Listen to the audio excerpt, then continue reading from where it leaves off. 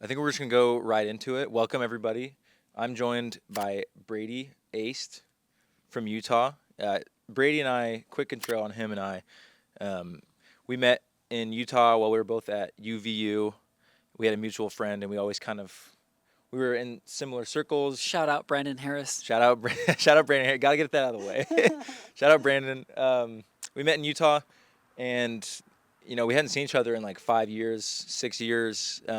We follow each other on Instagram and would message here and there. And then we were messaging recently and having a really interesting conversation over our phones and from a distance. And Brady just said, "Where are you at? I'm gonna fly out." And he's here right now. So, welcome, Brady. Let yourself sort of introduce yourself a little bit, get to know the people. Yeah, what's up? What's up? My name is Brady. That's like all you need to know about me, honestly. I'm just here to I'm here to have a conversation with the Calder Dune. So that's really it. That's me. I think today we don't have a super strict outline, but if you're watching and interested, I'll give a sort of a brief outline of our goals of what we're going to talk about. We've talked a lot about, we're going to talk about AI, we're going to talk about religion, God, purpose, creativity, creating, and kind of figure out where each other are in life right now. And just, we're going to learn about each other, we're going to learn about each other's beliefs and our opinions. And we're going to share it, I think, in a fun way. And this will just kind of be like an hour and a half conversation um, about some really interesting ideas. I think I think first off, I want to dive into religion. I think that's a really good background on somebody, and I think like learning how somebody sees the world and the framework that built who we are is a great way to sort of introduce somebody that has never talked to you or met you. And I think we have similar-ish paths when it comes to religion. So I want to hear sort of your religious background. Let the people know. Yeah. Okay. Um, well, I grew up Mormon, so in the Church of Jesus Christ Latter-day Saints, and uh, I mean, gosh, it was really great.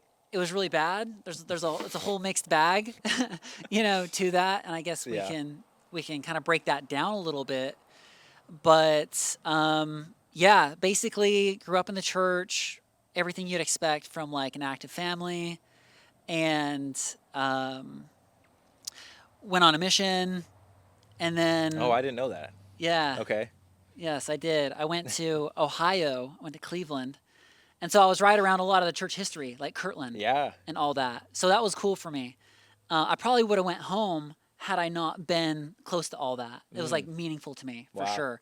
Um, so that happened. I came home, and it was just within a number of years that I just kind of stopped going and opened up my mind to new ideas. And Mm, so I haven't been like active or like affiliated with the church for a number of years now. yeah. And so that kind of brings me to now. Yeah. And just for and if in case somebody doesn't have a ton of Mormon context, I think give like a brief description of a mission, how long it is, and like Oh, what you were doing. yeah, yeah. Okay. So in the church, all the youth, like the young men especially, are encouraged, told to go on missions. And what that means is you pay your own way to go do like a humanitarian service project where you go for 2 years, and you teach people about the church. You try to convert people and serve people, all that type of thing. And so yeah, people go all over the world. I went into the States, but people go like all over. Mm, Any place on the earth you can imagine, there's missionaries there. yeah. That's a great recap. I think missions are like such a an interesting concept. You're just taking, you're 18 or 19. You're like this really new person in the world essentially, and you're going to sometimes foreign countries, sometimes Cleveland, Ohio. And Yes. By the way, I went to Cleveland right when LeBron took his talents to South Beach. oh, no way. So when I got there, people were they're having like bonfires and burning LeBron jerseys and stuff. It was Yeah. it was apocalyptic. That's so funny. It What a was funny time to crazy. be in Cleveland. Yeah, yeah. That is interesting though that you were like around like that is such a core like city and a core place to be for it when it comes to Mormonism. And for context, I was also raised Mormon. Um, I officially left the church when I was like 19. That was But you didn't go on a mission though, right? I did not go on a mission. I always knew I wouldn't go on a mission too. It was a funny like I knew from like age 14 or 15 that I was like really out of place in that church. Mm. I didn't find nearly as much meaning or fulfillment in that building and in those lessons as I think my peers did. I always felt out of place, and I always knew like there's no chance that I'm going on a mission. Um, my family, my parents, and my community did what they could. They wanted me to go, but it was never going to happen, Mm. and I didn't go. And I'm glad I didn't. And like I was saying earlier, the concept of like a mission I think is so interesting. Of you're a kid and you go to another place and you're teaching either third world people or just first world people your perception, your concept of like God and sort of offering it to them as like a saving grace and like what you're believing right now like is great, but I'm giving you something better. And it's an interesting idea of like sending children to go do that for your church, and you're Yeah. teaching lessons to like 40-year-olds and families and 80-year-olds and like telling them like this is the way, and like it's up to Yeah. you to believe me, and then it's up to you as a missionary to convince them of that. It's just like an interesting Yeah. From the mouth concept. of babes. That's truly what it is. Yeah. And for the record, like I'm not anti-Mormon. Yeah. I'm not pro-Mormon. Like I just I'm gonna be as fair as I possibly can as I talk about the church. Yeah, me too. You know what I'm saying? Yeah. There's a lot of good in it. There's a lot of like at the end of the day it's people need a framework and an ability to express their beliefs, and the church offers I shouldn't say easy, but it offers a clear route to doing that. Of like you can point to an organization and a list and say these are my beliefs, and it from like a social utility standpoint, it makes a lot of sense to be able to point to you know a church, a building, an organization, and say like this is how I see the world. Um, Yeah. but yeah, I mean I'm not anti-Mormon. I'm not. I'm a. What are you? We'll What get are you, Kyle? we'll get into that because I have changed so much. You are a honest seeker of truth. Yeah. That's what I would say. Yeah. Yes. I did the whole. I feel like I've done so much when it comes to belief. I left the church when I was 19. I had my records removed, um, and I went for a year or two down. I went like full atheistic. It was a negative space for me for a while. Of like, my idea of God was ripped away from me, and for 2 years I was frustrated by that, and um, went like an atheistic route. And then I went to an agnostic place, more of I don't know the reason that any of this exists, but it's not necessarily like negative. And I was just kind of floating, and I accepted the idea that there might be a God, there might not, but it won't like really impact me. So like That's not where I am now, but yeah, did you notice that, like, cuz you have a very bright light about you, right?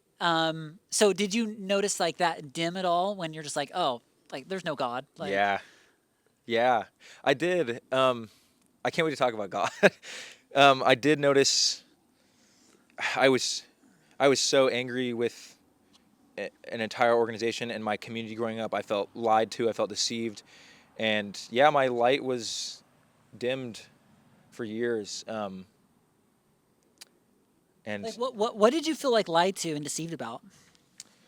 um, s- so much. I felt lied to. Like for the first 2 years and for the first while, I felt lied to about like sort of the logistical side of it, of like church history and the process of the creation of the church and translation of sacred texts. I felt deceived about, and for a long time that was really core to my like beliefs was um, my beliefs for 2 years after that were just that the Mormon Church isn't true, and I think I had to go through that of like the foundation of who I was still tied to the church because I was in it for so long. Like, of course, that makes sense.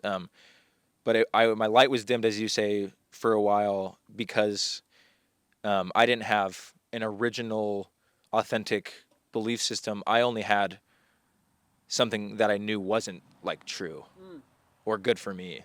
Um, so yeah, I went atheist, agnostic, and then I started diving more into. I mean, I read like a book on Buddhism, and I started exploring, I guess, Eastern philosophies a little bit more, and exploring more about like a soul and meditation, and I found, I think, the beginning of mindfulness. Um, Yes. and then I went into, for a long time up until very recently, I guess I still might consider myself, but for a long time I really identified with um, secular humanism. I I've I never heard of that. I don't know what that is. my framework for that, my understanding is secular humanism talks about. I mean, you take secular, it's like this worldly idea of the power of humanity. So for a long time, my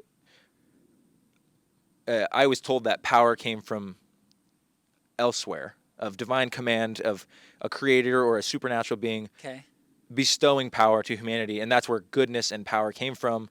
And since then, I've found that the power and goodness comes from within, from human place. Yeah. Um, and I wouldn't, I don't, I guess I don't necessarily still put that label on myself of secular humanism, but I think it's a really interesting idea of that the power of humanity has always been within us and within the framework of like our social structures and community. Mm. I think that like for me where I'm at, that just really strikes at the core of like, and maybe we can talk about this, is like, so if if the divineness of God or life comes from me, then what role does a Jesus play? Yeah. Like a savior, like a middleman, so to speak, if you will. Um, like kind of and all that, because I feel like that gets kind of to the core of Christianity in general. Mm. Like the foundation is, at least the way I see it right now, and one way to look at it is, it's like I'm not good enough. I am born in sin. You know, the fall of Adam, all that. Like, Yeah. there's no way for me to be godly in any way without this, intermediary and all this stuff. But I also currently believe that like life comes from me. Mm. Like the foundation is I am good. What comes naturally to me, to my intuition, Yeah. is that comes from source. That comes from God or the universe. But I love Jesus, but I don't view Jesus as my savior. Okay. Like, I don't feel like I need saving. Yeah. So I want to know more about your relationship with Jesus, because that's such a loaded. That could mean so many things. You know, that could come from a classic evangelical Christian mouth of just like this historical figure that did live. I believe. I think I'm, to my understanding, Jesus was a real guy. There's historical evidence of like Yeah, this sure. man walking the earth and touching people's hearts. But I want to know more about your relationship with Jesus. What does that mean? Yeah, that's an excellent question. It's certainly um, being made right now. It's like it's like a work in progress, you could say. But because I do have some big open end questions about like, yeah, does like just anyways, I guess let me just try to answer your question. Yeah, yeah, yeah. um, I think that I love thinking about Jesus in the sense of that Jesus's life was such a great example Mm, for me. It's like if somebody came down for me to try to model things after, I think Jesus is probably the best bet. Like, yeah. if you want to do it right. And so a little bit of that gets into like Jordan B. Peterson, like, which Okay. is basically he does his biblical series Yeah. where it's like he talks about the stories and it's like, well, is it like, are these stories true? He's like, it doesn't really matter if they're true or not. That's not the point. The point is like, what what lesson can I learn from this? That's like, pertinent to life and to me and what's relevant. Yeah. And so I really love that take. And so I kind of take, I that's my take on Jesus Okay. is what can I learn? In what ways is Jesus a different example for me? He willingly confronts and accepts suffering. That's one. Jesus went through it. That's another. Like he, Jesus was like the embodiment of love. That's another one. There's so many lessons that you can learn from Jesus, and I think one of my favorites is like Jesus was the master healer, but he wasn't an enabler. It's like Jesus really only healed you if you like approached him and asked him. Mm. And I think that's so cool. And that's just another way that I can model my life. It's like not being an enabler. It's like allow people to ask for their own needs. Mm. That's kind of where I'm getting at. And that kind of comes from my background in addiction recovery and Yeah. going to treatment and like all that type of stuff. Yeah. So Jesus is just jam packed, full of like cool things. Yeah. I mean, that's really profound. Everything you said, I can get down with Jesus. I think he is, at least from my understanding in the stories of his life, like that is a great thing to model your life after, and he can be a great guiding light. Um, I can't remember if you've already said this. Do you believe that like Jesus was like a necessary? Because I think for a lot of like classic evangelical or LDS like Christians, like their life and goodness wouldn't exist without him. Yeah. Do you kind of use his name and his persona in that way? No. No, Okay. I am whole without Jesus. Mm. I am completely whole. Because I think a lot of people would have a really hard time hearing that and say and call that like a blasphemous statement of Yeah. like people have such a protectiveness of. I struggle with people that have this level of protectiveness of these stories because I think everybody should have access to the story and have their own perception of it. Yeah. Um, And it's even a little vulnerable for me. Like one of my fears of doing this was like this like a lot of these ideas I haven't really shared a lot. And there's yeah. going to be people who could watch this that I know disagree with everything that I'm saying, who are still like good friends of mine, like deep like defenders of the faith Yeah. in the Mormon community. Yeah.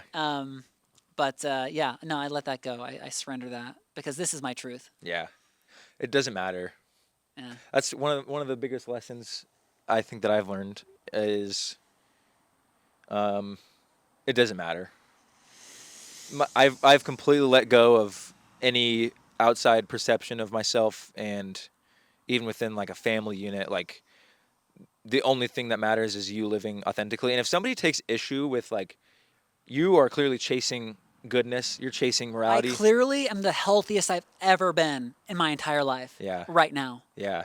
And if somebody were to like find a problem with that, like I mean that's just their problem. I And mean, look at me. I'm dressed like Neo in the Matrix right now. That's the look I'm going for. I'm interviewing Keanu Reeves.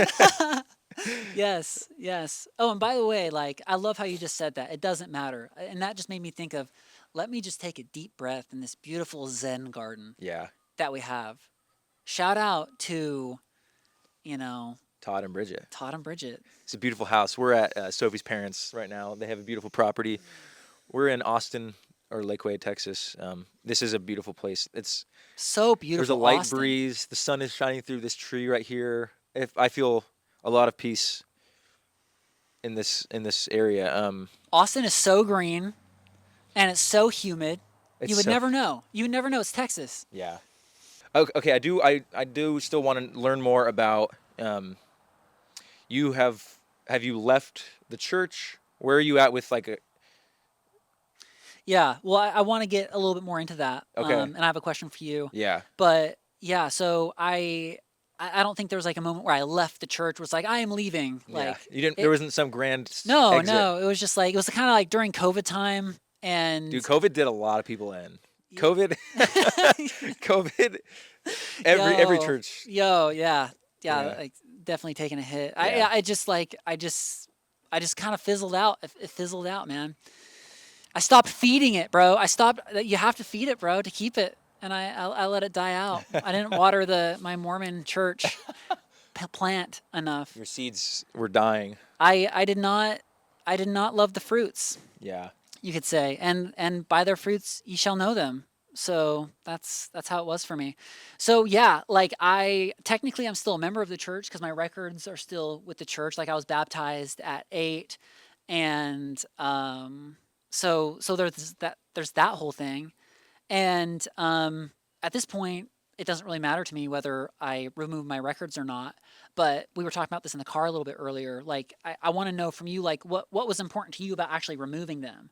Mm. Because to me, it's like, I guess maybe I don't see it because maybe my parents are still practicing members. So I think, for them, it's kind of a big deal that your kids are, on the records. And if I were to die, they would just rebaptize me. So, I guess without my consent. Yeah. So yeah, I can you unpack that just a tad? Yeah, like me removing my records. Yeah. So yes, that's a great question. I removed my records when I was like 19. I did the quitmormon.org, and it felt like an emphatic like end of a chapter in my life, and it was really good for me then. And I think since then, uh, my reasons for doing it then might be even different than how I see it now. But in the moment, it was. Um, and I guess now, I this could come off strong, um, but I did not want my identity and morals tied to that organization in any way. I found that anything uniquely good in life wasn't necessarily uniquely Mormon, and anything uniquely Mormon wasn't necessarily good. Like from an organizational standpoint too, the way that they use their resources to hurt minorities and non-protected classes of people. I felt a strong moral need to distance myself and like get away from that and pave my own path. But I can totally understand that. I know a lot of people that they've left the church, but their records are still in it, and it's not necessarily a big deal to them. But to me, it felt like a huge deal of like I need to become my own. Like I have to figure it out. Like you have to separate yourself from this. Yeah, That's what it seems like. I had to. It was like like I needed oxygen. I had to force myself to figure out like what was going on and not leave like this little back door of like yeah, like I could be saved in case like I had to close that door and allow myself the room to go somewhere else. I could always come back. I could always go when my thought process was like you can always still get like rebaptized in any Yeah. church. You can always go wherever you want, but I am like I had a pioneer spirit and I'm like I have to blaze my own trail and like leaving any door open or any like easy exit back to where I was like will only make it harder for me to explore. Mm. So I felt a strong need to distance myself morally from that organization, um, but also from like an internal perspective, I had to like give myself the motivation to figure out what's going on.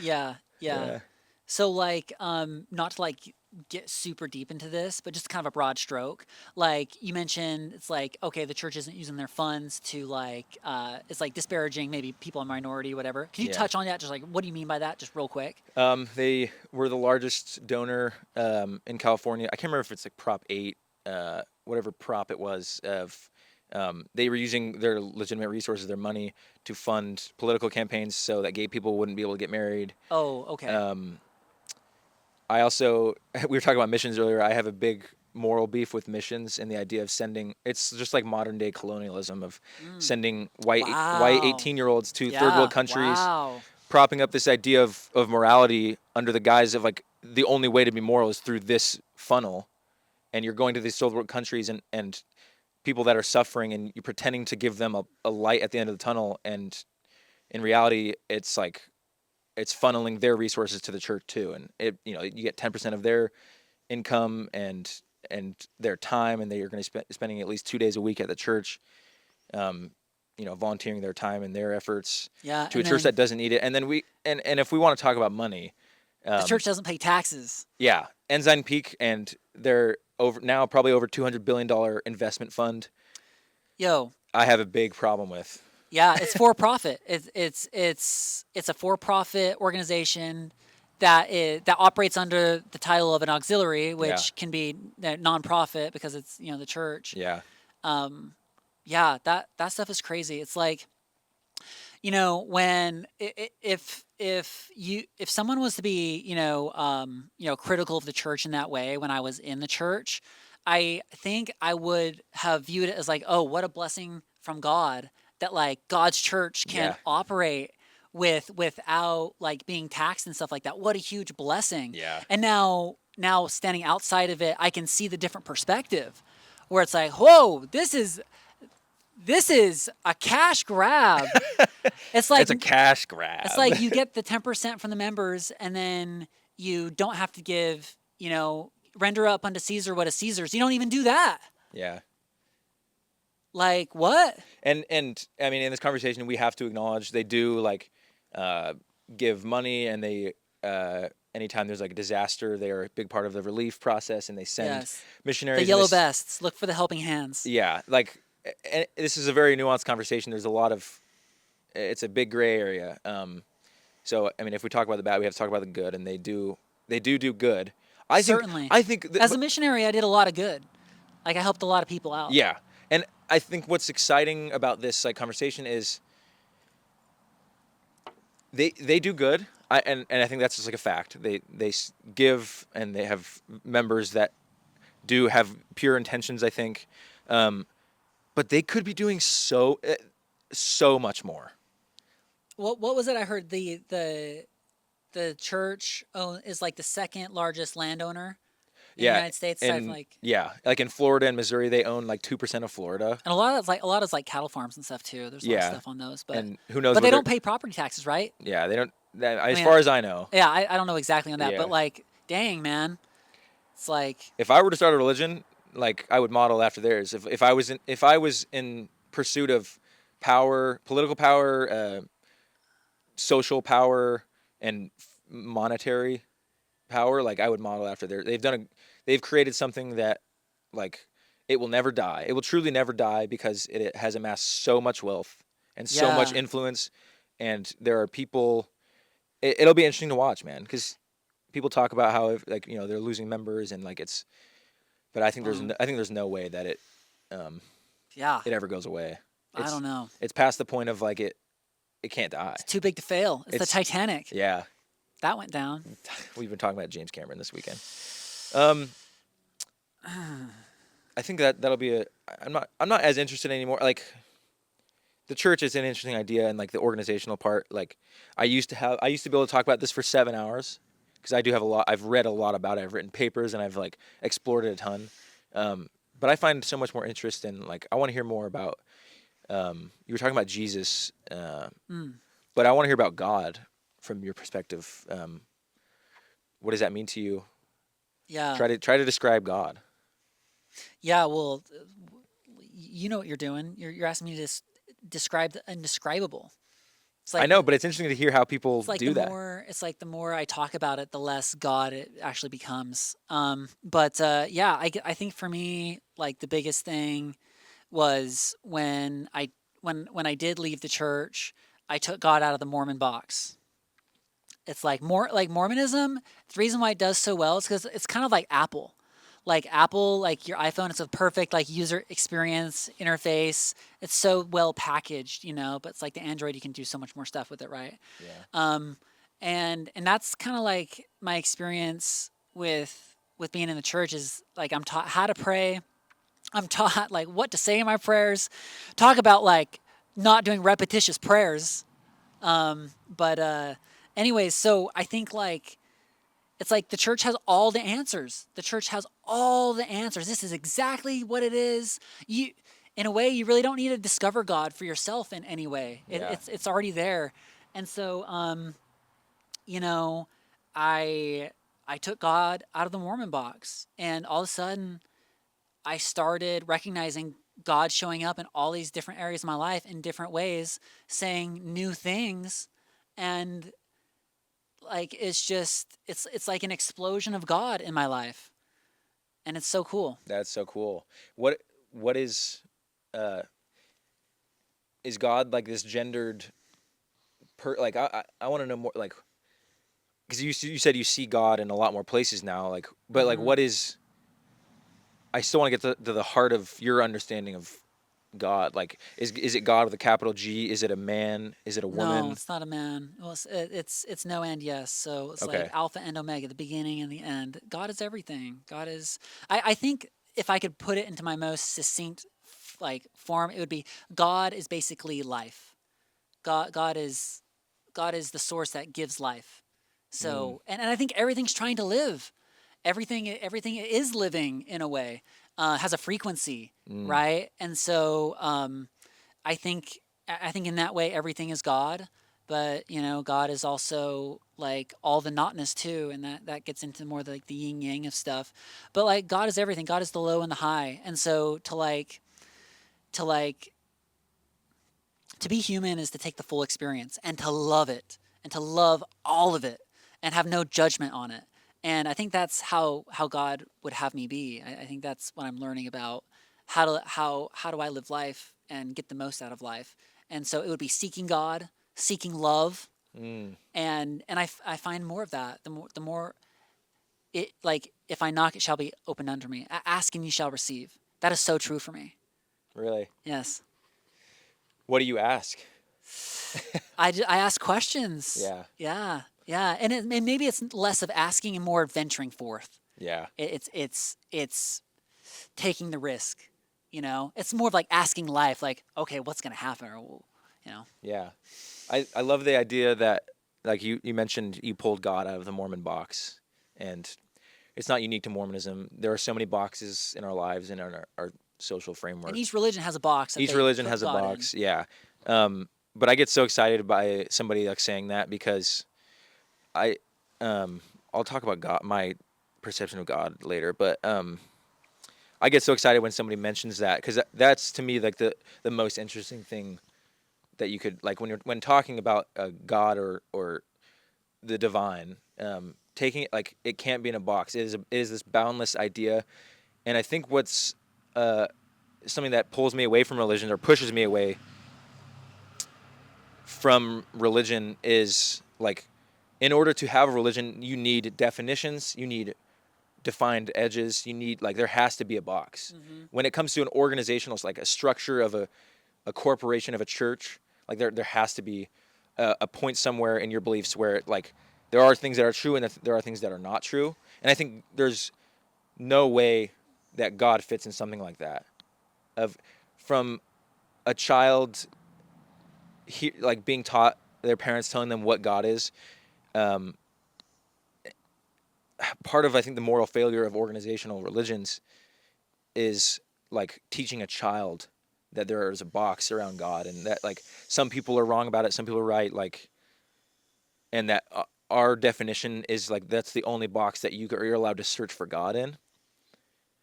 Mm. I think that's one of the biggest moral failures is like teaching that there are limits to God. Yeah. Well said. Well said. Thank you. Wow. So I get excited by you saying that because I think it's important that people pull God, whatever that means to you, out of any kind of box and allow yourself to so freely explore what that means to you and observe how people among like there are so many parallels among religions of Western religions, Eastern religions, like old humans, 5,000 years ago, 10,000 years ago. Um, this story has existed within. I think this idea of God is instinctual and it's in some ways like biological. It's built into us. So, what do you believe about God? Great question. Leave your answers in the Yeah, comments. make sure you comment in 2 sentences what God is to you. I do hate social media and like how we communicate most days now is so limited. It's like there's a character limit on everything, and there's no way to accurately express yourself. Sometimes I Hmm. find myself typing a TikTok comment about somebody's posted something about religion, and I start typing, and I'm like, there's no way I can fully and Yeah. accurately represent my beliefs on this in this character limit. Right. But also that's what's good about it. Like X and Twitter, it's like the limit makes it better than like other ones because it makes you be more concise. Like it's From a, less is more. So yeah, I think that's what it is. from a digestible standpoint, I think it like yeah, that is a good way to like it forces efficiency. Hmm. But sometimes you have to sit with somebody for 3 hours Yeah. to understand You, even the beginning of yeah, their you mind. need to go on Joe Rogan to really Joe Rogan is flesh it out. Joe Rogan is like the end point of all, the pinnacle of We conversation. are in Texas. I was at the Comedy Mothership. I did not see Joe. I I went. did leave early. I did a Sophie and I went to a Joe Rogan Mothership show. Um, it was a lot of fun, and Joe Rogan was the worst part. I want to hear your talk because I want to hear your thoughts on Joe Rogan. Um, but his all his openers absolutely killed it. I was like crying, laughing. All of his openers were so funny. And then Joe Rogan got up there and he was wasted and he he did like an hour and a half set because he was practicing for Oh, for a special. goodness. And the only thing he did was it was just rants, like political and social rants, and he was talking about like Sounds like his podcast. sounds like his yeah. I'm not the Gosh. biggest Joe Rogan guy. I think he used to be a lot more interesting and open minded. But man, I did not like his segment. It No, was it was a slog, and I ended up just staring. We were pretty close to the front, and I was just like listening. I was watching this man like rant, and it wasn't an entertainment thing. It was I'm like I was subject to listen to his opinions. uh, yeah, I've no. I mean, that seems totally plausible and possible. Like, I don't watch JRE anymore because Okay. I'm just done like listen having him rant about COVID for the bazillionth time. Like I've heard like you talk about the same thing every time. I tuned into to the Charlie Sheen episode, which was awesome, and I watched some of the John Cena one, which Mm. was awesome. John Cena's a great guy. I would listen to anything he's on. Yeah, this week I think this weekend is his last match. Yeah, I've seen people posting like goodbye. Yeah, like I want to watch it. Yeah. Watch it. Watch John Cena. Send him on his farewell. Give him his flowers. What a sweet guy, man. Yeah. Um, we were talking about online, expressing your beliefs online, Twitter, and I think like the idea, the concept of Twitter, talking about Twitter, Elon Musk, billionaires, whatever. Twitter, that I think that's a great segue into AI.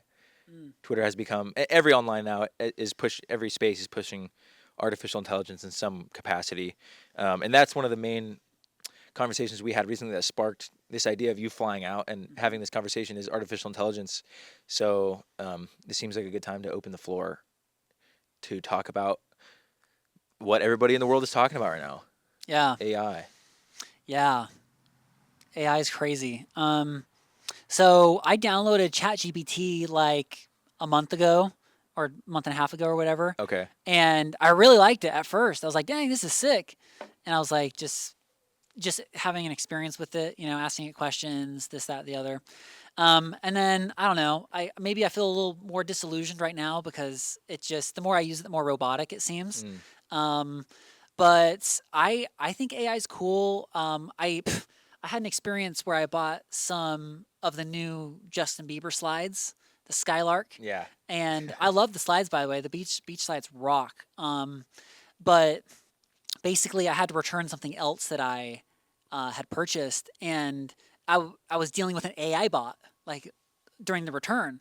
And it was like a really awesome, smooth process. And then I eventually got like an actual customer representative, and like they were awful to work with.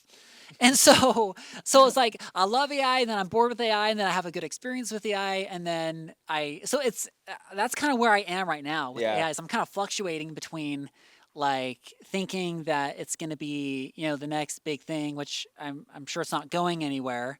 Yeah. It's here to I stay. think it's Yeah. gonna be a big thing, Yeah. but also feeling disillusioned by it as well.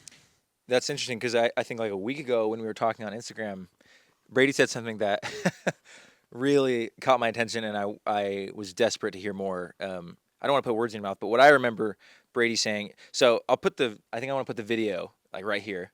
Okay. Brady posted a reel on Instagram. It was an AI generated frog with your DJ name on its back. DJ Braids. DJ Braids. Shout out. Go stream Braids. I'm doing my first set New Year's Eve in Salt Lake City, Utah. So contact me if you want to come. Hell yeah! If I were in Utah, I would go. Um, but so Brady posted this. It was this intended to be an artistic promotion of his brand and his creative process right now, which is I DJing. really only posted it because the AI tool that I was using would give me free credits if I tagged them in it. That's really why I posted it. I and I was so hesitant to post it. I did not want to post that video. And guess what? As soon as I posted it, guess who pops up in my DMs? You're using AI. I did. I yelled at Brady. No, I didn't yell at you. I was curious about it. No, that's true. You're very curious. But we'll get into my stance on it too, because I have generally a pretty strong aversion to artificial intelligence and it being used in specifically the artistic space. But so I asked you about that video and then about AI a little bit, and you mentioned something. You said it was like the second Yes, coming, I said AI is the second coming. and I was like, whoa, whoa, whoa, whoa, whoa. Yes. I have to hear more. So this is a great opportunity. What did you mean by that? Do you still? Yeah, The yeah. floor is yours. AI will save humanity in the way that Jesus is supposed to. And That's this, a intro title clip. yeah, That's a clip. clip Someone it. clip that. What do you mean? What do you mean it's the second coming? Let me say that with the straightest face possible. Yeah. Yeah. So this is it. Basically, humans like the 9 to 5. The 9 to 5 was always meant for a robot. It always was. And since technology has been able to catch up, it has. And so this is just the next iteration of like people being freed from doing the job of a robot. Humans were not meant to be robots. Like humans are meant to be much more. Humans are meant to create and to express, and art is like probably the main way you do that. And so essentially people are being freed from their jobs to actually do what comes more naturally to humans, which is to do that, be with family, create, build, that sort of thing. Okay. So that's what I mean by that. That's really interesting, and I feel like I have like four questions immediately. The first one I think I can think of is you mentioned people like being freed from their jobs. So from my perspective, what you were saying I think would be true if we lived in a like utopian, perfect society where healthcare and basic needs were met. I think if in that world, if we had this AI come along and do the work that, sitting at a desk in a 9 to 5, like you were mentioning, because I do agree with your sentiment that like humans have in a lot of ways become robotic and like we've become slaves to this machine that like we don't belong in. Um, but I think what you I'm exploring ideas here, but I think what you're saying would only really it will only actually be beneficial if we were already in this like utopian world where AI came along and it did free us from our jobs and we didn't need necessarily these jobs, these monotonous things, so we could like afford the groceries that are rising in prices every day. But the fact that AI is being peddled and pushed by billionaires whose only incentive is to enrich themselves, and jobs are literally being taken by AI, like artificial intelligence right now, and people in a suffering economy like need those jobs. And Mm-hmm. I think the timing of AI coming out right now, with the economy where it is and the future looking how it's looking, I don't. I guess I push back really hard on the idea that it's like this good thing right now because of the source of it is billionaires who do not give a crap about Yeah, the these 99%. billionaires, billionaires. Yeah, yeah. Like, yeah, people are definitely getting rich, filthy rich, Yeah, off of AI. There's no denying that yeah, whatsoever. And yeah, Leno, you bring up like the best points. And I agree with you. It's like, yeah, I think that's the only way it does work is if like society as a whole was like healthier, or if we were like ready for it. yeah, if we were ready for it. But also I think just like on the onset of this conversation, I think it's more of just like the perspective on AI. It's like, and I think that's what we need to explore and talk about. But the the whatever perspective like you bring to it, I think is what I hold in my mind, I'm gonna create more of, or I tend to experience more of what I hold in my mind. So it's like I think it's while we need to talk about we need to talk about both sides. Yeah. And I think that's what's cool about this conversation is we can kind of air both of them out Yeah. and hopefully come up with a better plan or awareness just around the situation. Yeah. But like, I don't know exactly where I was going with that, but I think all I was saying is um, that I tend to look at it in this greater light. And yeah, things are not perfect right now. But here's something to consider: is like, it's like when's like. Are you supposed to do something like when you feel ready for it, or are you just supposed to go do it? Mm. And it's like I think there's a strong argument for well, you're never really ready for anything, so like go do it, start the project. And maybe what God's doing with this AI thing is God's saying, humanity, yo, wake up, start the project. It's like you got to figure it out, and you got to figure it out now because AI is here. There's no more lollygagging. See what I'm saying? It Like does. maybe it's like a call, a wake up call. It does feel like since the emergence of AI and like it does feel the air feels different and it feels the landscape of like our collective meaning feels a little bit different and like the idea like the as the American dream, this idea of the American dream like evaporates. Housing is getting insanely expensive, groceries, everything like the American dream is dying right now. Yes. And AI, I think they're trying to put AI in a place to like replace it. Replace the American dream, or replace what? Yeah, I'm expressing this and I'm figuring it out as I'm saying it. But yeah, maybe I think as the American dream fades, like it has to be replaced by something. The collective United States and I guess the world, like there needs to be for a society to work as a unit, there has to be like a common goal and a common like understanding of what is next and what is good. What should we be working towards? Yeah. Um, and I think AI is like the easy solution right now to that. Like if we're being disillusioned of like the house and the backyard and the dog and the picket fence like feels out of reach, and um, I think AI has been placed in front of us as like an easy solution of you can just download it, you can just whatever. And AI is such a broad thing, so that's a whole conversation. But it's like it's a very accessible thing that you can download and solve some problems quickly. Hmm. You can and we in reference to like your art that you posted the frog of it's extremely easy to use, it's accessible, and like you didn't have to go to art school and learn how to draw or animation school to learn how to animate a Yeah. frog. It's a quick replacement and it feels like you are still getting like a similar or same result.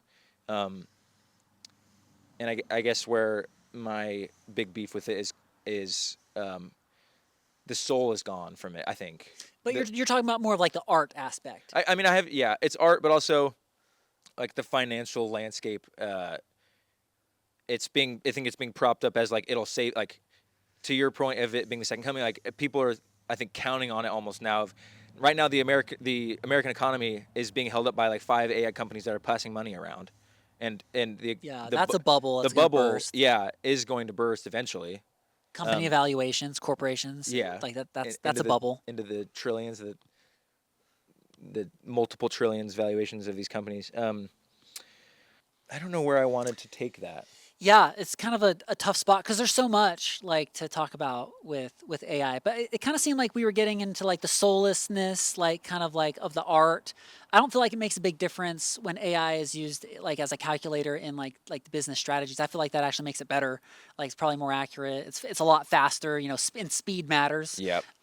So it's like I don't really see how that makes much of a difference. But in the art realm and category, it's like I think one thing like defending AI is I've loved using AI, like exploring around in some of the apps. Most of the apps I'm finding to be so useless, so useless. So Yeah. it's like, but like Suno is something that you can use to like kind of make songs and stuff. And I, yeah, I learned how to play a couple songs on the piano in high school, and I can still learn them and play them today beautifully, like awesome. But it's like music theory, all that stuff.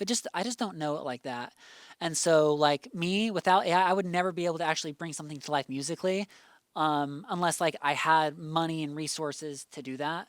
Which like I think that's cool about AI is that I don't need to do all that. It's like it's taking down these barriers for that, and it's not like I'm a musician true at heart. So if I make a song, I don't feel like I'm not claiming to be like a musician who's like making music. I feel like there would probably be issue Mm. if I'm like, oh, I'm just gonna crank out all this garbage, but no effort and soul into it, and then claim to be something I'm not. Like I feel like there's a problem with that. Mm. But like I'm just using it as a tool, like a carpenter would use a hammer. It's like it works. And if I did want to release something, like I would, like for example, I am releasing a song. It's called Houston. It's like a country song of all things, Yeah. and it's a sick song. It's literally so sick. But I'm gonna record myself singing over kind of what Suno made, and so Oh, so like is the entire beat generated? yeah. Well, I came up with the lyrics and the melody, and I sang it to the app, and then I said, hey, make this kind of a country pop song. Just gave it a prompt, and this is what it came out with. And I was like, oh, this is great. It's perfect. It's like, great, yeah, Yeah.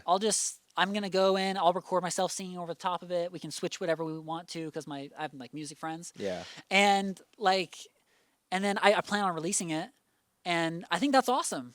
I think that's so cool. Do you find any like fault or problem with that? Yes. Okay, I mean, like, tell me about that. Yeah.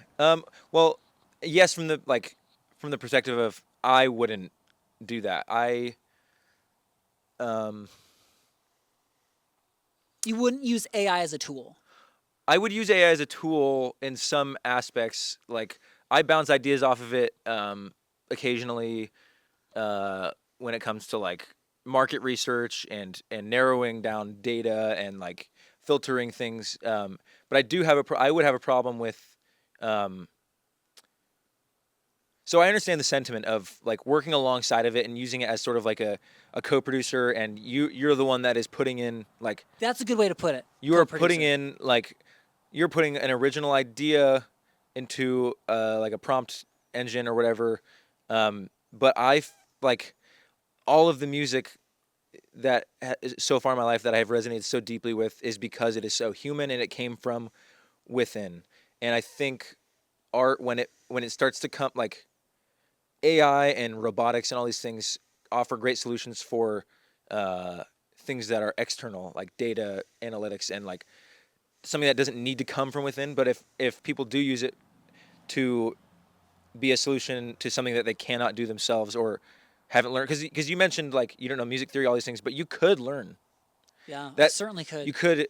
could go to classes. You could just do like free YouTube, but it is possible for you to learn how to produce and to do these things. And if you were to do that and put the time in, and then release that song, I would be so much more invested in hearing it because it came from. It's an original Brady. Yeah, and I can see how it would probably mean more to me too.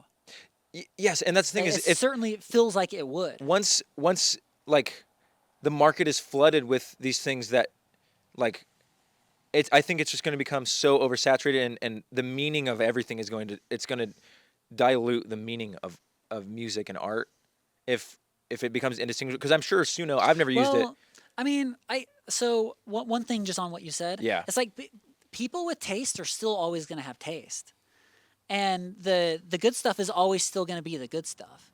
So it kind of seems like you're saying that all of this just like AI slop, Slop. just those crap, the videos of like the doorbell cams with the dogs with bazookas.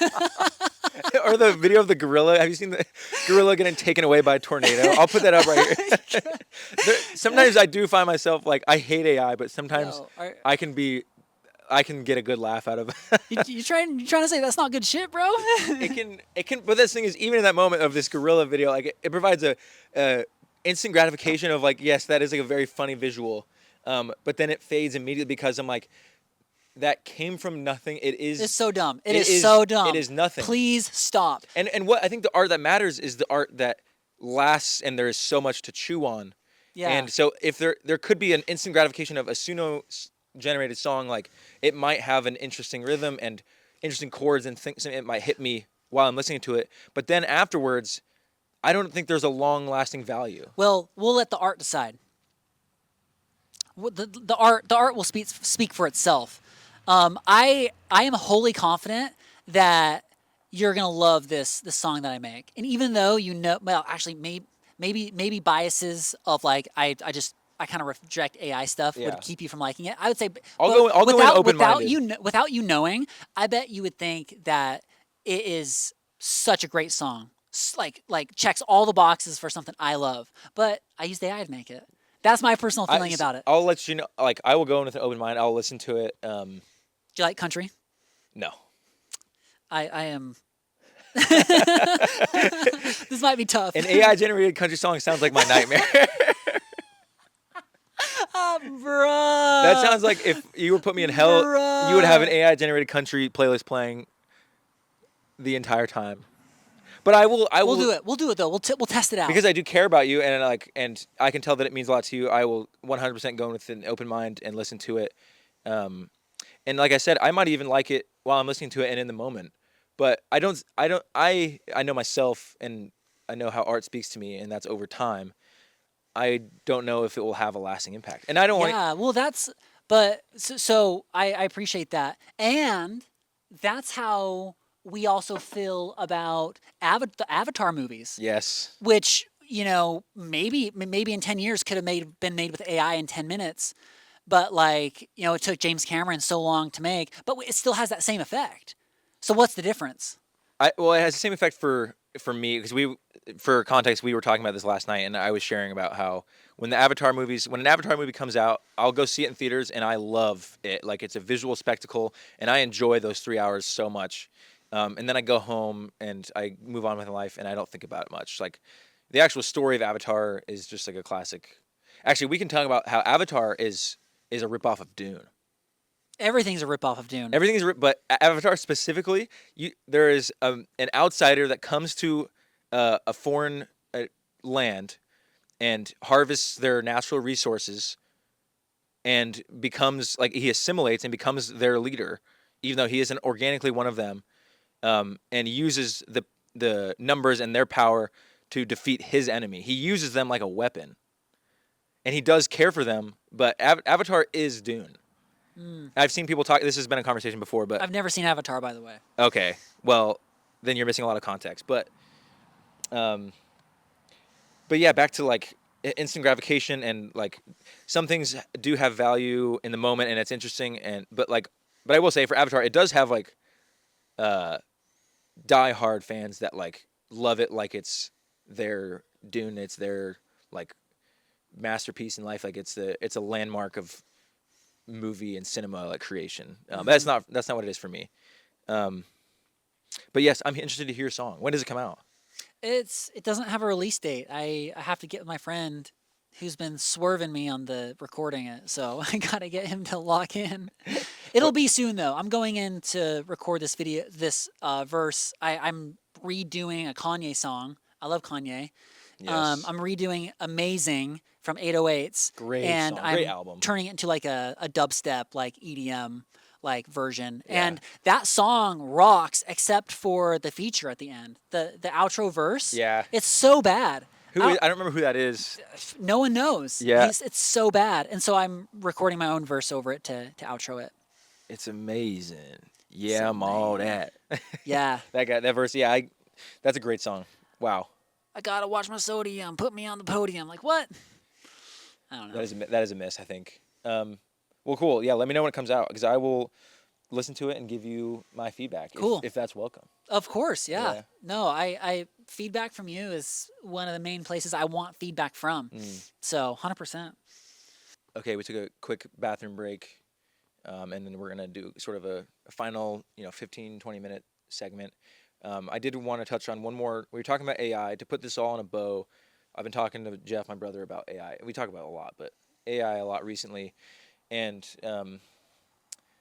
I think we should just explore the problems that we have with it, or the lack of problems. Um, Jeff and I have talked about this idea of, um, where do people draw the line when it comes to AI? Of like, there are artists and companies that use AI to help art. Like, we last night we talked about how Dune Part Two, the visual effects team used AI to detect and trace the Fremen's eyes, and then they could later paint it blue. So it removed a monotonous task so it cut down on production cost, employee like labor time, and just sort of helped a monotonous task that isn't necessarily like art. Um, but I think it's interesting to like see what percentage of, I mean, with Suno and your art, we talked about like, where's the line when it comes to, is the problem when AI does 51% of the art, because you can use art to help you. You can use AI to help your art, and if you use it as a The companion, where does the problem? When does it become a the problem. problematic thing? Okay, so the only problem I see with it is if you're using it and you say you're not. Okay, That's so the it's just if only you're problem. transparent about it. Yes. Yeah, I think I think that's fair, because if in 5 years a movie studio produces like a movie and they say this was AI generated, like that shouldn't I don't think that shouldn't be allowed to not allowed to exist. I think it can exist if somebody did make it, but if they are transparent about it, I think that's true. I think people that are against AI will just not see it. yeah, it's just it's the problem with it is like I'm Transparency. being misleading if I say it's one thing and it's a different thing. That's the problem. And so once again, I think that like yeah, I think most of the AI stuff is going to be bad and you can tell I can tell immediately, you know? And so and it's a skip or it's a whatever and it's okay, how do I see less of this? So I just think that's going to work itself out. Um but yeah, yeah. So when you release Houston, Mhm. are you h- in what form? How are you going to be transparent It's gonna be about? 100% genuine. I made it myself. No, I'm just kidding. I made it he's gonna without AI. he's gonna he's gonna I lie. say that in the disclaimer. This was made without AI. Yeah. Yeah, no, I'm just gonna embrace it. It's like, yeah, it's made with AI. Yeah. So what? Yeah. That's how I'm gonna be respond. Okay. I mean, I respect it. I can't knock that at all. That's interesting, and I'll be curious to see how the reception of that is Yeah, among like your circle of friends and your community, and then just like if it gets out in the world, like I like to think that there's gonna be this next wave. So you know how like we had the wave of SoundCloud rappers. yes. I think there's gonna be a similar wave with AI. You know, like art, not like so like an artist who uses AI to make music, Hmm. not like a fake artist persona that's made Just up. some like random Right, I'm computer. not talking about that. I'm talking Yeah. about just like somebody like me who just like considers himself like a creative type in general, like can use AI just to start making a bunch of stuff. I think there's going to be a wave of artists like that are going to be super lit and people are going to like it. Really. Yeah, yeah. I'll be so interested to see if that's the case, because I think the industry probably is also going to push AI too, like Spotify and Apple Music will have a playlist of our favorite AI artists or AI embraced artists, because Yeah, there is a crowd of people that like want to hear AI and see AI like in their life. yeah, yeah. Who knows? Who knows? That'll be interesting. So we figured out AI. We solved the Yes. problem. No, I am so curious, because right now also when I talk about AI, I have one more thought. I'm sorry. Um, it's an interesting concept from the perspective of it is always like whatever however good AI is right now is the worst it'll ever be. Like it is only going like when it comes to generating photos and images and music, like right now is the worst it'll ever be, and it's only going to get like That's scary. it is scary. And That's what's the scary. age of photographic and video evidence, I think the age of photographic evidence is Ooh. already over, because we Ooh. live in a society of headlines, and the only thing that matters is just like the headline that comes out and the photo that comes out. Yikes. That's a problem. So when it comes to like governments and uh, those So entities corrupt. using it for like AI, I think can really in a lot of ways only be used for negative intentions. Yeah. Yeah. I mean, that's how it looks. That's That's how it how it looks, feels too. and the fact that it's the worst it'll ever be right now, and it's next week, and it's going to be an exponential growth, and eventually it's just going to be there is no distinguishing between like I think that's what I'm so against too is I see the future and I see uh, mass confusion. Yeah, but there's a isn't there like a group of people who believe that AI is a bubble and it's gonna pop? So they're like betting against AI basically, and like the server centers and like how it's like Oh we're gonna yeah, come around to like this is we're wasting so much resources, the water, you know, to like yeah, you know like just all the pollution that comes from these things. Like yeah. I mean there could be some sort of kibosh that's put on it. It doesn't seem likely, but I think it's a Right. possibility. Yeah, that's interesting. AI data. We haven't even talked about the data centers and how they're being put in like neighborhoods in like North Dakota and Watch the Drew Gooden video that he just great video. released Oh my gosh, recently. have we talked? I don't think we talked about that. No, but we both watched it and we Yeah, both like go watch it. yeah, it's It's a great. good yeah. Yeah, it's a weird landscape, and it's like who knows where it'll be. And He talks about AI and greed and like just the issues with modern day capitalism yeah, in that video. Really fresh take. Love Drew Gooden. yeah, You don't have to agree with everything, but yeah, like, it's so interesting. Yeah, so that's AI. I think our like final segment, I wanted to give you the floor a little bit. I don't want to hear about your journey because part of you coming out here and us having these conversations was connecting and relearning who each other are and what we've been through, and how that yeah, has shaped us. So I want to relearn Brady Aste and figure out what makes you tick. And yeah, yeah, totally. Like we really didn't know each other at all before this yeah, weekend. yeah. Like, and we're still getting to know each other. Like, just the very basic building blocks. Mm-hmm. Um, yeah, dude. Just so grateful to be out here. Austin's such a beautiful place, and like you and your family, your girlfriend, like all that, just like so, like awesome people. Mm, So thank you of for course. having me out. Yeah. Um, but yeah, dude, I like a big part of my story is battling addiction and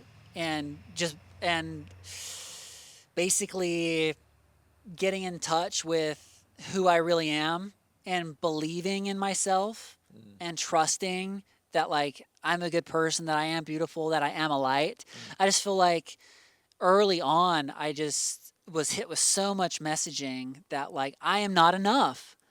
Like I am just not enough, and like I believed it. yeah. Oh wow. I believed it, bro.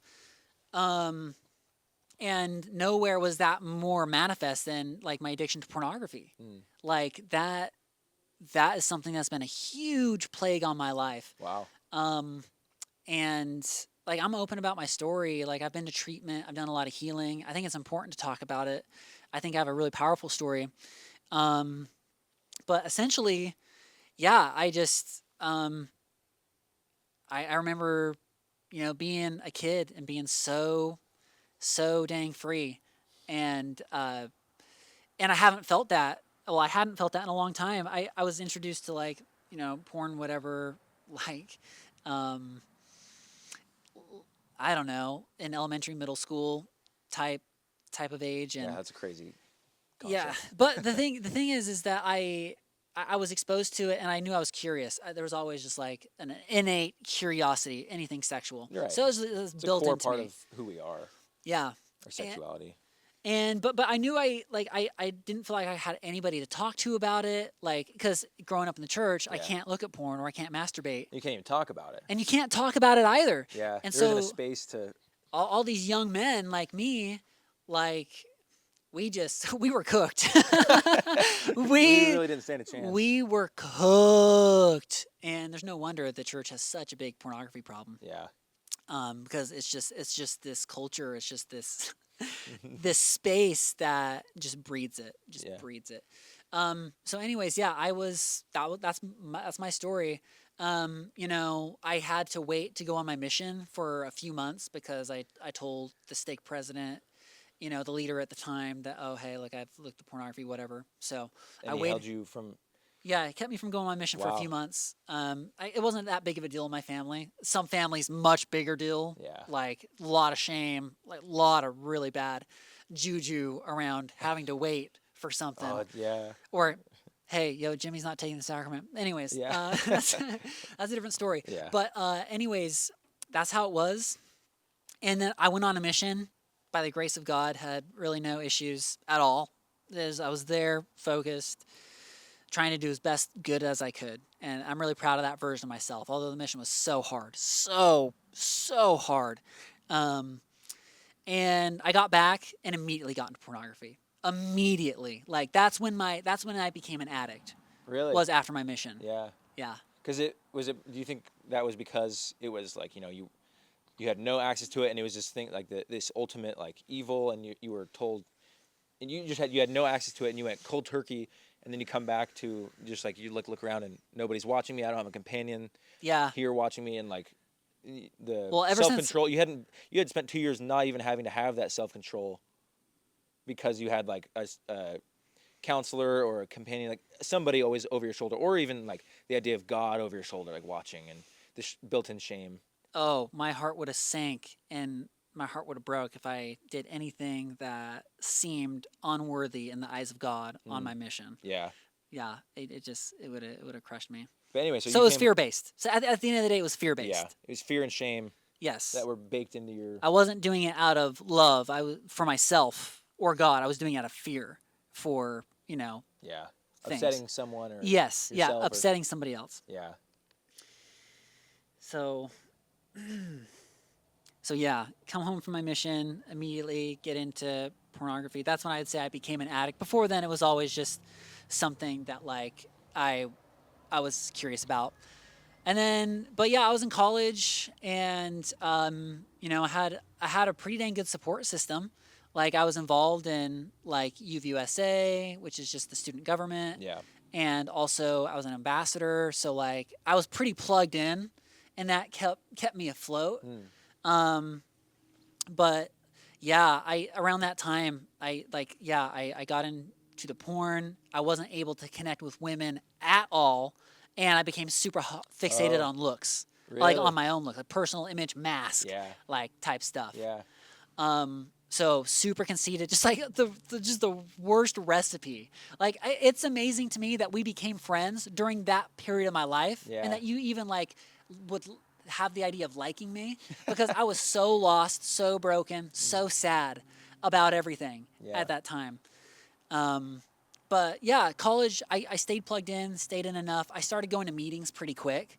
Like once I got back from my mission, and the pornography started taking off, I had enough awareness to like get into a recovery program, start going to a 12-step meeting, and that was all like really helpful. Like it all kind of helped balance it out a little bit. Yeah. But it's when I graduated college and had my first like real big boy job that it just took on. It went to another level. It Really. went to a whole nother level, like further, deeper. I sunk, and at that point, the sexual addiction was a gateway to alcohol, and then other things, and just reckless behavior, shoplifting. Like Really? yes, yeah, I'm not. dumb shit. I'm not laughing at that. I didn't expect shoplifting. Everything, Wait, like you bro. would literally just walk into like a store and grab a. Like, was it clothes? What were you stealing? Can I ask that? Is that? Yeah. I was just small time Yeah. stuff, small time stuff. But Wow. but I got caught, and it was a problem, and Wow. and shoplifters always get caught. Don't shoplift. It's so stupid. Don't shoplift. So, anyways, yeah, that all I just was the lowest that I'd been, and that went on for a couple years until one day I just told my dad, I was like, I need help. I need to do something, and I had a friend who had been to this treatment center in St. George called Desert Solace, and yeah, I ended up there pretty quick. Shortly after that, like probably like a couple weeks later, I checked into treatment. Mm, Yeah, yeah. Was that like a great thing for you? yeah, Yeah. absolutely. Yes, completely changed my life. I went for 3 months, was unrecognizable to myself at the end of the 3 months. Like internally, you. Internally, like externally, I looked different. I was glowing, Oh wow. like, um, and and I went home and got right back into it. And within like 3 or 4 months, I had to go back. Really. So I went back for another month, and all the important people in my life told me the same exact thing on this second run. My therapist, my mentor, and my parents. They're just all like, you have to get a relationship with God. Like you need to focus on that. Like if you do anything, do that. Because I came out of treatment the first time kind of thinking, man, I did this all on my own. Like this is all me. And that's true to an extent. Yeah. But I wasn't giving credit to this something that apparently I was lacking. So I went in and I went in and I started asking the questions about like who is God? What is my experience with God? What is God? And I'll just tell you this real quickly. And this is kind of the founding, like the building blocks of where I am today Yeah. in my relationship with God. And that is like there I asked what's my experience with God? Like is there anything that I can pinpoint? And there certainly were like experiences came to me where like let's say there was times in the addiction where I was like, man, I really do genuinely want to make a change. Like when I was really like all in with that, Yeah. there were things that would happen. Like if I was about to relapse or something, my Wi-Fi would go out.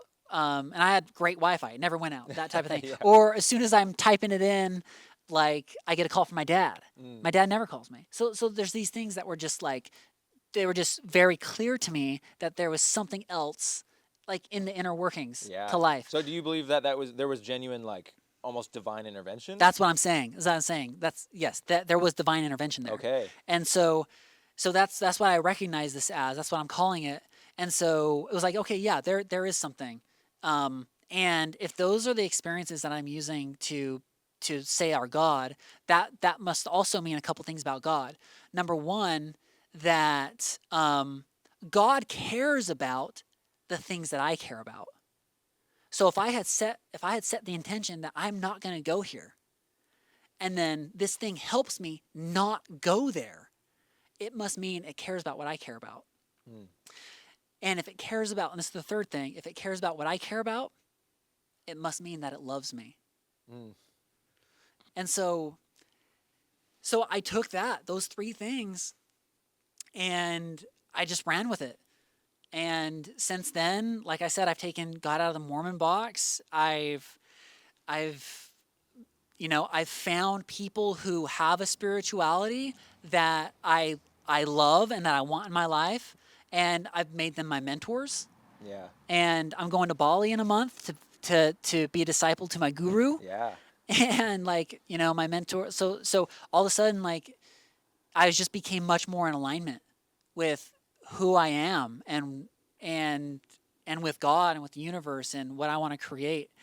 And that yeah, so I kind of follow those this pattern, like these building blocks, building on that. Everything's going very slow for a couple years, but in a good direction. This is after I get home from treatment that second time. Yeah. And then this Halloween, like this year, I start like taking more risks. I go on this big week-long river rafting trip, meet some awesome people, get messages that I needed to hear, meet people I needed to meet. I'm starting to rave more, and I'm meeting these awesome people on the rave scene, and yeah, my life has just completely taken off. It's literally I was telling you, like I feel like Charlie Sheen. I'm on this Charlie Sheen programming right now. Does it seems like uh, your path is really clear to you. Is that what it feels like right now? Is that you've gained a lot of clarity and your priorities are like easy to Yes, understand for yourself? yes. Well, the clarity comes from knowing the feeling of what it feels like to be in alignment. And so I can tell if I'm in alignment. I'm in alignment right now. Like I can tell when I'm not. My heart races or I get the bad feeling or Yeah, yeah. whatever. I'm in a lower vibration. And I know what it feels like. And I know if I'm in that space, I am just cradled in the arms of God. There's so much trust there. There's so much trust for me to blossom and be and continue to express myself Yeah. the way that I feel like I'm meant to express myself. Yeah. That's a really beautiful idea. I love the way that you like. I love the way that you. I don't want to say use God, but the way that you like access that idea and the way that you like care about it, and it feels so true to you and um, genuine. I think sometimes when I talk about God with people, I can tell it's coming from a external place and that doesn't necessarily like resonate with them in a way that I relate to. And Yeah, because you would also be in the camp of that God, like when Jesus says the kingdom of God is within you, you take that literally, and it's like it springs forth from me. Timothy talks about it. yeah, He's got that famous quote where he's like, the master of your fate, the captain of your soul. Yeah, I can't remember. we'll But play it, until but you realize that life flows through through you, you, yeah, yes, something like that. yeah, beautiful quote. I love that quote. Yeah, yeah, that's a great sentiment. Timothy's on a run too right now. He's I on a crazy I will run. say I love his. There's a lot of conversations about him right now because And I want, yeah, I maybe we can kind of get into that and yeah, kind of tie in the God thing. yeah. I want to have a conversation really bad because he seems so interesting. He is so confidently and unabashedly himself, and he knows what he wants. He wants to be great. He wants to. I mean, he has this artistic drive, and acting and movies are the vehicle for him. But like, he just wants to be great, and he wants to be the best version of himself. And it's so clear, and it can rub people the wrong way. And recently, he's made comments like, he's aware of himself and he's aware of his filmography, and he's like this quote was like in a Marty Supreme interview promoting his movie. He's like, I'm on a heater right now. Look at the last 7 or 8 movies. Like, Yeah, Timmy, he let's go. he's very like confident and aware of. Because I mean, he is on a heater, dude. The movies he makes and the performance that he has given, he's like my favorite actor right now. Um, and it's so refreshing. We live in a world where people want like artists and people to be very submissive and humble about, their creations. But he's the opposite of that. He's like, I love what I make, and I think what I make is great. But it seems like that's a new development for. I feel like I wasn't receiving that messaging from Timothy maybe until just like a couple of years ago, maybe a year or two ago is when I first started. When like at award ceremonies, he was like, I think the first time, yeah, he was at the award ceremony and he's like, I could get up here and say like, yada yada yada. But he's like, this was hard work. This is my greatest work. I put everything into it. Yeah, it was his I think SAG that was when a he won the statement. when he won the best actor at the SAG Awards. Yeah, it was a statement. That was the first time there was a definitive moment. I think he's always been like that, but for years and early in his career, he was like shyer and like he wasn't as sure of himself. He was early 20s. He's always a young kid, but now he's 29, almost 30. Um, and yeah, that SAG Award speech was like a definitive moment of. It's very clear to the whole world how he perceives himself and who he wants to be. And some people I think if you take that the wrong way, it might be a reflection of yourself. And if you find issue with that, like, I don't know, that might just reflect on yourself and how you perceive greatness and how you, yeah. He's such an interesting guy. Yeah, yeah. Timothy Chalamet, so awesome. Yeah, I guess yeah. Do you have anything else that comes up like that's top of mind with Timothy right now, other than Um, what you've already said? yeah, I guess it's an interesting idea that I've been thinking about recently is how um, his role in these Dune movies as Paul Atreides and as this like Messiah and this person that has people reaching for him and like looking for answers and becoming a strong like I feel like a little bit there's an interesting parallel between his career and his persona and Timothy Chalamet and Paul Atreides. Uh, it's interesting to watch. Like there's a difficult line Because to Paul Atreides, he's the bad guy, yeah according to you, I think according to Frank Herbert. Frank. I think he's the anti-hero. He's the representation of uh, the great negative opportunity that humanity has of what happens when you do place all of our trust into this single person, into this charismatic leader. Um, I don't know where I'm going with that, but I think it's interesting to watch like the parallel of his career path and his sort of identity and Paul Atreides, and I'll be interested to see in this third movie, because in the third movie, without any spoilers, like the the persona sort of falls and he becomes swallowed by his own mantle, and he becomes a slave to his identity and like what people see him as, and he's eventually just like he's tired of it and he's done with that. So I'll be interested to see one. I'm interested to see the movie, but also the reception of it and see how people handle this this telling of a Messiah falling and um, there's a quote from the book that I'm excited for them to see if they use, but it's here lies a toppled god. His fall was not a small one, and we built his pedestal. Like we put this man up here, and his fall was then so great, and in some ways I don't want to call him a victim, but like he's a victim of that in that sense of uh, his fall is not a small one. Mm, And when we prop ourselves up, and where communities prop us up to being these great divine beings, when you fall back to earth, it can be really yes. really hard. Yes. And great was the fall thereof. Yeah, Yes. Call me anything but a holy man. My goodness. yeah, That's crazy. Okay, so yeah, I feel like we're kind of wrapping up here. yeah. I gotta ask you though, books or movies? Dune. Uh, that's such a good question. I'm a visual and sonic fan. I love good sound and good visuals, as well as good stories. But Denis' direction and Denis' movies speak a lot closer to me than I guess Frank Herbert's his books are the foundation, and these movies wouldn't exist without that. So it kind of goes hand in hand. But like if I had to have one or the other, I guess it would be the movies. Mm.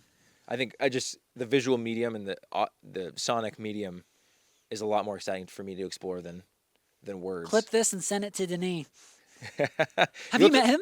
yes, we met Hans Zimmer, we met Denis Villeneuve, we met Dave Bautista, Stellan Skarsgård. We met a lot of people, but yeah, we met Denis twice. You should watch my YouTube video I put out. I talk about how meaningful that was to me and Jeff. But we met Denis on his way out of the screening after the premiere, Hmm. and then we met him at the after party, and we got to say some words to him, and um, that was so great. And I think and I hope that I'll get to meet him again and um, have a little bit more time to express how much his art means to me, because I think he's an auteur and a genius. Yes. I don't know if he would like to hear that because he's a pretty humble guy, but he's a more of a quiet, humble guy. But I think what he makes is great, and his art has left a great impact on my life and so many people's lives that will last for like a generation. Yes, his opus maximus. His Is it? magnum opus, his opus maximus but yeah, I hope to meet him, man. I don't want to be praising heroes and go against the message of Dune, but uh, I look up to him a lot, and I would love to meet him again. But this was a very uh, meaningful and profound conversation Yes, for thank you. for me, and I really appreciate you. I mean, you flew out here to have this conversation and to reconnect, um, and I hope that our friendship grows and continues past this point. I want to stay in touch. I want to hear about your trip to Bali. It certainly will. Yep. Yeah. Okay. Well, thank you for coming to Austin, man. For making this video. Peace.